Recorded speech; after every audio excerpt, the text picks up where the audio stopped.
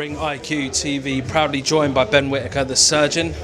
After a sparring session with two different guys, how you feeling, bro? I'm just making sure there's no spiders, man. That's my worst thing, you know. Yeah, but great sparring. Two sharp lads. Fourth spar of the week. Sparring again tomorrow, so it's all rounds, man. It's all rounds. I'm loving it. You're saying you don't like spiders, but I see you got a tattoo on your leg though of a spider. Yeah. How comes? Yeah, my dad was like, "What the hell are you doing?" You know. But it's just part of my anime. If anyone knows, Hunter. So it's something like that. But sometimes I do give myself a fright when I see it. No problem, man. Ben, it's an absolute pleasure to finally enjoy a fighter who's got the razzle and dazzle. The last time and the first person who actually got me into boxing was Prince Naseem Hamed.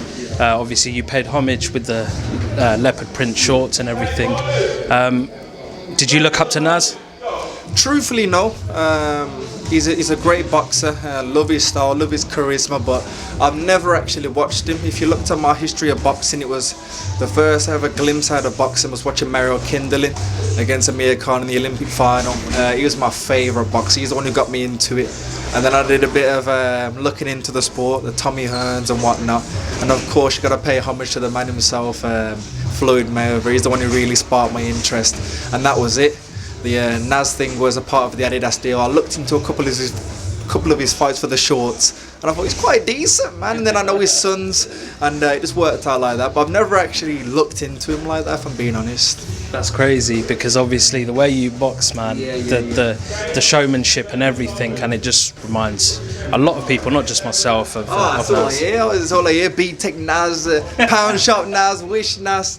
But to be complimented or say I'm trying to be like someone like that, you gotta take it as a compliment, because what he achieved, if I can achieve most of those achievements, I'm doing something well. So I take it on the shin.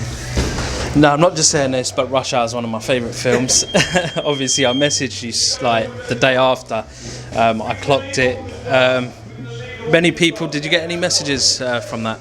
You're the only one, and when I saw it, I thought he's a real one. It's because not a lot of people know. I tried to get a little clip of Rush Hour. It wasn't cleared enough in time by Sky Sports, and I thought no one's gonna get it.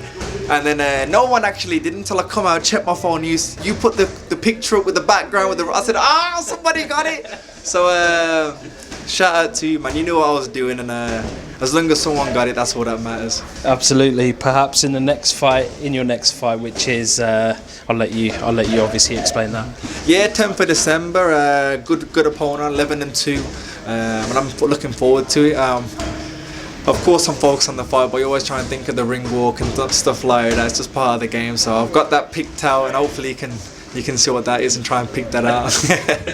I was going to say, all I want to see is basically when Chris Tucker done that one-legged dance when he blew up Clive's car. If you can manage to put that in your fight, whether it's in the ring during the fight or after when you win, surely you got to do that, man. I'll try my best. Knowing me with my big lanky self, I'll end up breaking my neck, but I'll try just for you, man. I might give you a shout out as well. I might do a say. Ben, all jokes aside, you have to be extra special to do what you do. Obviously, you can end up as a meme like Uzi Ahmed. Obviously, no disrespect, but what gives you the confidence? What gives you the belief to be like that? Like you said, a meme. Sadly, one of my favourite boxers I forgot to mention was Adrian Broner. I loved him, do you know what I mean? And back in the day, I was on GB at the time, so of course it was early nights. I couldn't stay up for the fights. And when I woke up to the news what happened to him in the Madonna fight, I was like, oh my God. But at the end of the day, a lot of people don't know. You're putting yourself out there for the fans, love it or hate it. But some people take it the wrong way. I think we're disrespectful. But the one good thing about me is I never talk about anyone's family. I never swear at people and things like that. My style is just flamboyant. I can't help it. But the confidence comes from just working hard. I don't drink. I don't party. I don't do anything like that. Since a 7-year-old, I dedicated myself to the sport. And I just think you can't take yourself too serious sometimes. You got one shot, enjoy it while you can, and if you're good enough, have some fun in there. I know a lot of people saying it's against journeyman now, but when I start doing it against the top kids, then hopefully they'll start paying me some respect. Ben, having that kind of confidence is wasted if you're on a small platform. Fortunately for you, you're on Sky Sports. But there's always Eddie Hearn sniffing around for good fighters. So I do need to show you something, whether your dad showed you or not, because I'm the one who showed him. But just take a look at this. You know, obviously, you just had future matchroom signing Ben Whittaker up here as well, and I think him against Khalil Coe. Down the line, he's a tremendous fight. Two great fighters. I know you battled hard for that signature, didn't quite get it this time around, but you don't give up, do you, Eddie? No, at the end of the day, you let someone else spend the money, and when he's ready and he's had the education, we'll come in and we'll take him to the biggest platforms on the big fights. Never a day off, never a day off. Always a pleasure. What are your thoughts? You know what? I love Eddie, man. He's obviously done great. Go on, bro. Yeah. He's obviously done well for himself. He's got a great platform, great fighters, and he knows how to manage fighters. He knows how to move boxers, but just for me at the time, Sky just looked the right thing for me. Ben Shalom and Boxer, they've got behind me and pushed me the way I need to. So I'm happy where I am. But Eddie's a great promoter, and I do like him, to be fair. Now I need to bring this up. I know you're fighting, like you said, in December. Bournemouth, bit of a trek for you. Freezing, it's cold. But there was purse bids apparently called to fight Michael Stevenson. Now he basically he lives in the town I come from, so I've got to bring it up for the Midlands title. Wait, are you classed as Midlands then? Nah, not even. I was thinking it's Bedford, isn't it? Yeah. Somebody said outside that. I don't think that's the Midlands. You know what I mean? But apparently, even I was supposed to be fighting him the 10th of December. I think my team and Sky have offered him 3 times, and I even sent a little clip with you. He said nothing from our end was in the contract that he didn't say no to. He just wanted certain things that Sky couldn't give him, and we've gave him the opportunity 3 times, and if he didn't want to take it, didn't want to take it. But I wish him the best of luck in his career. There's no qualms there, but obviously he knows it's a business, so he wants the most for the fight, and I can't screw him for that. But don't call for the fight if you're not going to take it when we offered you 3 times. But I know what he's trying to do. He's trying to get a couple quid and whatnot. But hopefully he does well in his defence for the Midlands, and then who knows, down the line he keeps winning, I keep winning. We could get it on.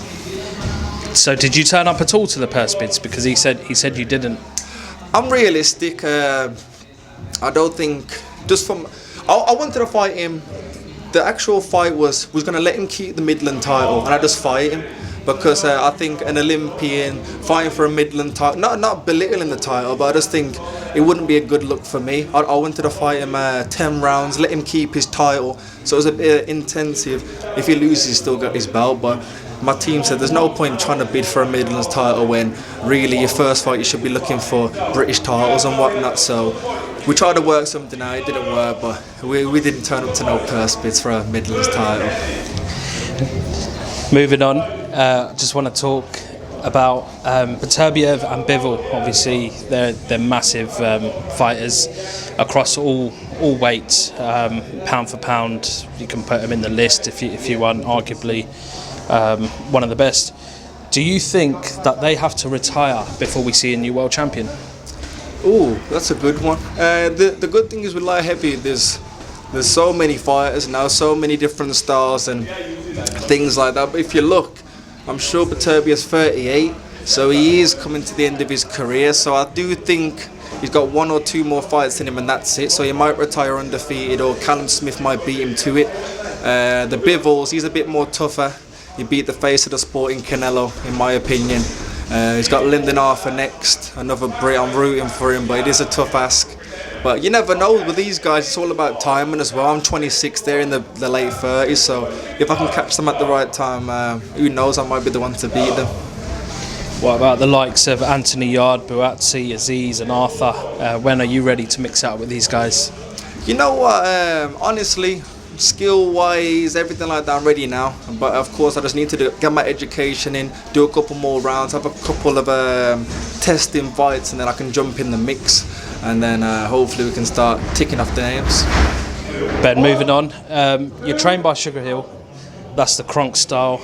And the Kronk style is basically to step on your opponents, but we haven't seen that yet. I don't think you don't have to show anyone yet.